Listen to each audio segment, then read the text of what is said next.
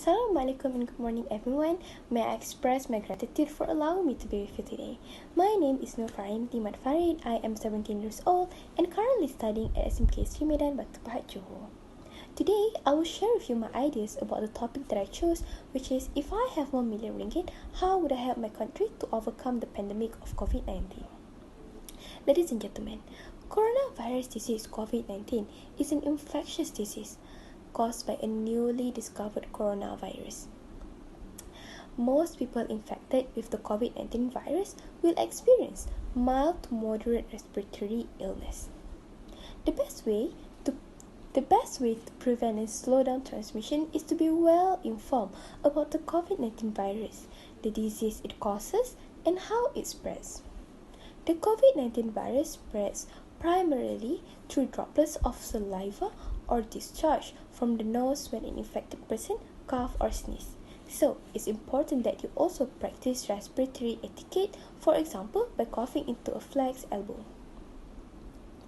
Little do we know that this virus is still spreading even after almost 2 years. Lots of people alive affected by this, whether they lost their job because the limitation of workers, or even mentally sick because can't do many things like before. With that being said, we as a responsible community, the least we could do is by helping them with anything they needed. This brings up what I want to share with you guys. If I have 1 million ringgit, how would I help my country to overcome this pandemic? First and foremost, I would definitely go with the priority, which is our health facilities.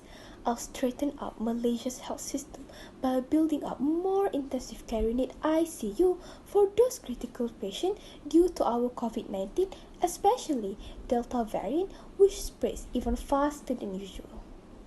I will definitely provide more intensive care, intensive treatment, and intensive therapy. Other than that, health facilities must have an appropriate physical environment. Health facilities must have water, energy, sanitation, face masks, PPE suits, hand hygiene, and waste disposal facilities which are reliable and safe.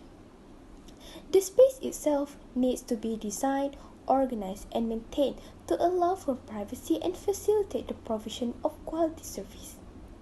Facilities also need to have adequate stock of medicine, supplies, and equipment.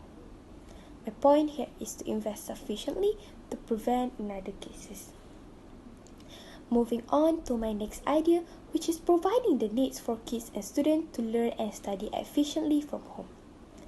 The current COVID-19 crisis has obliged most education systems to adopt alternatives from face-to-face teaching and learning to online distance learning.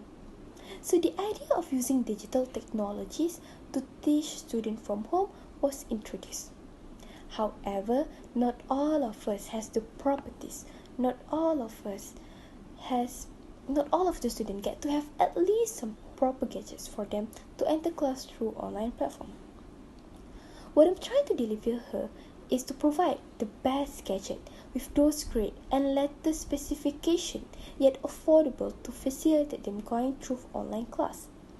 I'll be opening a website where students can fill in their personal information to ask for any suitable gadget for themselves.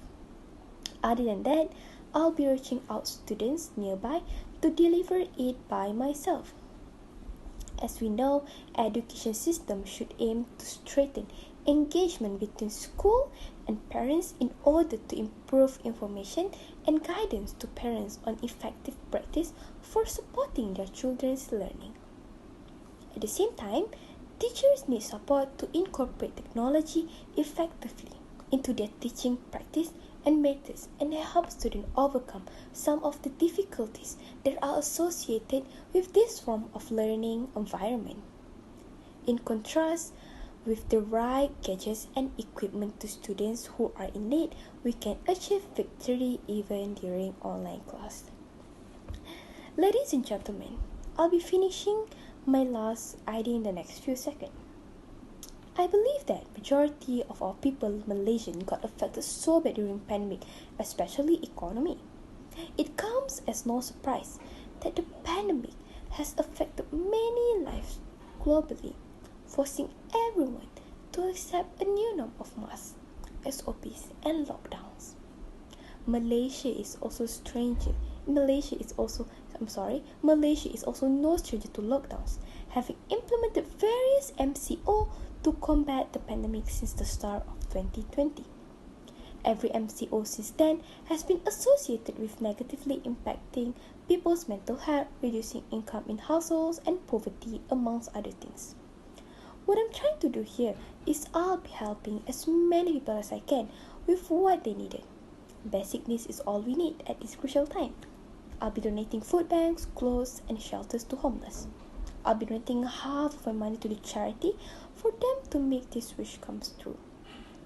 I also will consider some household for me to build a safety net at home, just so I could protect their family with variety of insurance. I will build a special saving to protect their family and income. I'll be ending my speech just a few seconds after this. Last but not least, I would listen to the major voices, to my people in this country, with what kind of help could I give. We never know what somebody wants unless we listen to their voices so that they can pull through their days like before. Remember that coronavirus is not a tragedy, but it is an opportunity to build a better world. Do help people in need. That's all from me. Thank you.